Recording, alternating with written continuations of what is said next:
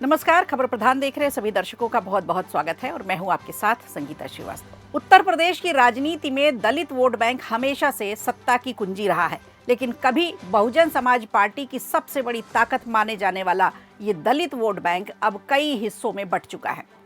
कई नेता आ चुके हैं, कई पार्टियां बन चुकी हैं और पिछले 1.5 दशक में ये समीकरण बहुत तेजी से बदला है। यही वजह है कि 2027 के विधानसभा चुनाव से पहले लगभग सभी दल इस सामाजिक आधार को अपने पक्ष में करने की कोशिश में जुट गए हैं। इसी क्रम में अब कांग्रेस ने भी आज एक बड़ा कार्यक्रम लखनऊ में रखा है।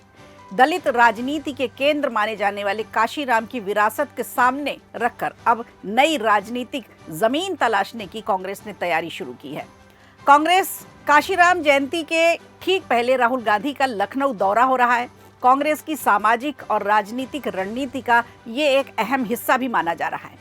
अब 2027 में उत्तर प्रदेश में विधानसभा के चुनाव हैं और चुनाव से ठीक पहले दलित वोट बैंक को लेकर सियासत तेज हो चुकी है। बसपा के कमजोर होते ही सामाजिक आधार और दलित वोट बैंक समीकरण के बीच राहुल गांधी का ये दौरा बेहद अहम माना जा रहा है। कांग्रेस काशीराम जयंती को सामाजिक परिवर्तन दिवस के रूप में मना रही है। इसकी शुरुआत 13 मार्च से ही हो रही है। राहुल गांधी लखनऊ आ रहे हैं। शुक्रवार को इंदिरा गांधी प्रतिष्ठान के जुपिटर हॉल में आयोजित उनका सम्मेलन होना है, जहां कई दलित विद्वान मौजूद होंगे, सामाजिक कार्यकर्ता मौजूद होंगे और कई बुद्धिजीवियों के संवाद भी देखने को मिलेंगे। कांग्रेस इस आयोजन को सामाजिक परिवर्तन दिवस के रूप में मना रही है। संवाद का फोकस रहेगा संविधान की रक्षा, सामाजिक न्याय और दलित, पिछड़े, आदिवासी और युवाओं महिलाओं के अधिकारों पर संवाद किया जाएगा। इसे यूपी में कांग्रेस के कमजोर पड़ रहे सामाजिक आधार को लेकर खासकर दलित और पिछड़े वर्गों को फिर से साधने की कोशिश के रूप में देखा जा रहा है। कांग्रेस की जमीन देखिए, 2024 के जो लोकसभा चुनाव थे उसमें थोड़ी सी उम्मीद उसको मिली है। कुछ हल्के बारिश के छींटे जैसी कुछ सीटें उनके हाथ में आ गई हैं, तो मालूम ये हो रहा है कि थोड़ी सी उम्मीद तो कांग्रेस को वहाँ लगी है। और इसी को देख करके ये काशीराम जयंती के ठीक पहले राहुल गांधी का ये दौरा हो रहा है और एक जमीन टटोलने की कोशिश की जा रही है कि आखिर कितनी ताकत कांग्रेस की उत्तर प्रदेश में अभी बची हुई है। तो काशीराम की जयंती 15 मार्च को है और उससे ठीक पहले कांग्रेस का ये मिशन 2027 के तहत ये कार्यक्रम किया जा रहा है। देखा जाए तो कांग्रेस के सामने कई चुनौतियां हैं। अब कौन कौन सी चुनौतियां हैं तो उसे देख लेते हैं। दलित राजनीति में बसपा का प्रभाव बहुत ज्यादा है। मायावती की मौजूदगी अब भी कायम है, चाहे जितनी भी दलित पार्टियां बन गई हो, लेकिन बहन जी की जगह अब तक कोई नहीं ले पाया है। खासकर जाटव समुदाय में उसका भावनात्मक जुड़ाव बहुत मजबूती से जुड़ा हुआ है। दूसरी ओर बात करें तो बीजेपी ने भी पिछले 10 वर्षों में दलित वर्गों के बीच संगठन अपना मजबूत किया है, अपनी पहुंच बनाई है, अपनी पकड़ मजबूत की है और सरकारी योजनाओं के जरिए अपना समर्थन भी बढ़ाया है। क्योंकि केंद्र में भी सरकार है बीजेपी की और पिछले 9 सालों से योगी आदित्यनाथ की सरकार है, तो जितनी भी योजनाएं हो सकती हैं पिछड़े वर्ग के लिए, दलित समाज के लिए, सारी योजनाओं के जरिए बीजेपी अपनी पकड़ मजबूत बनाने में जुटी हुई है। इसीलिए कांग्रेस के लिए इस वोट बैंक में जगह बनाना बहुत मुश्किल होगा, बिल्कुल आसान नहीं है।